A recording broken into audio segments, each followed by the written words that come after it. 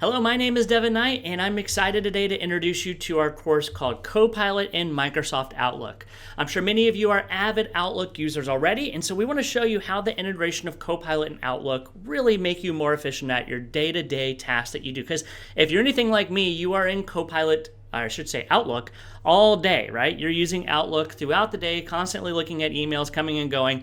And so if you can be any more efficient at that, you probably would be very eager to do that, of course.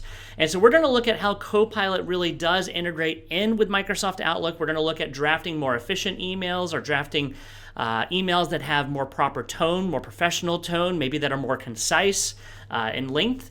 We're also going to talk about how you can summarize email threads that have been sent to you. So if you've gone on a long vacation and you want to come back and kind of catch up really quickly, you can use Copilot to do that. So that's what we're going to be talking about in this course. We'll, of course, talk about what Copilot is for those of you that are new to it. And then we'll also talk about how to write better emails and how to be more efficient within your inbox, as well as some tips and tricks. So I hope you're able to join us in this Copilot for Microsoft Outlook course. We look forward to having you join us. And hey, happy Copiloting. Thanks.